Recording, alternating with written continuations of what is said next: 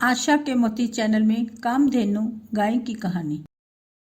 कामधेनु गाय का नाम तो आपने सुना ही होगा। यह एक ऐसी गाय थी जो सब कुछ देने में सक्षम थी। सुरभि नाम से इस गाय को जाना जाता था और इससे जो भी मांगा जाता था वह दे देती थी। मलेशिया की एक गुफा के अंदर इस प्रकार की गाय के चित्र बने हैं। पुरानी कथा के अनुसार समुद्र मंथन के दौरान क्षीर सागर में से कामधेनु गाय की उत्पत्ति हुई थी और इस गाय से जुड़ी पुराणों के अंदर कई सारी कथाएं मौजूद हैं। ऋषि जमदग्नि के पास यह गाय इंद्र से मिली थी और परशुराम इन्हीं के पुत्र थे। कहा जाता है कि एक बार शस्त्रार्जुन पूरी सेना लेकर परशुराम के आश्रम में आराम करने के लिए पहुंचा तो ऋषि जमदग्नि ने अपनी गाय की मदद से पूरी सेना को बेहतरीन भोजन दिया और सुविधाएं दी, जिससे शस्त्रार्जुन को लगा कि उसका राजा होना व्यर्थ है, क्योंकि ऋषि जमदग्नि के पास तो उससे भी अधिक भोग विलास की सुविधाएं हैं। उसके बाद शस्त्रार्जुन ने उस गाय को ऋषि जमदग्नि से मांग लिया, लेकिन ऋषि जमदग्नि ने उस गाय को अपने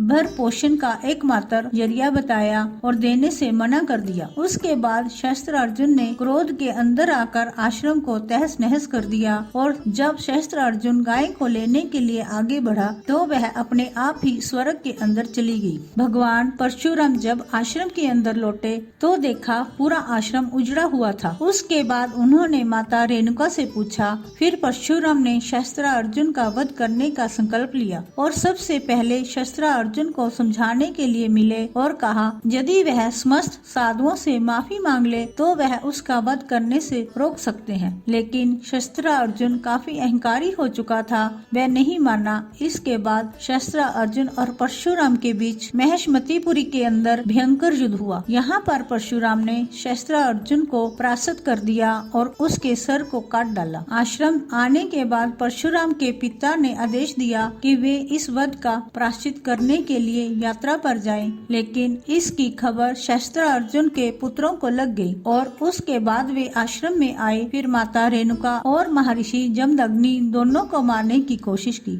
उसके बाद परशुराम को पता चला वे आए, तब तक शस्त्रार्जुन के पुत्र वहां से भाग चुके थे। इसके बाद उनको भी मार दिया गया।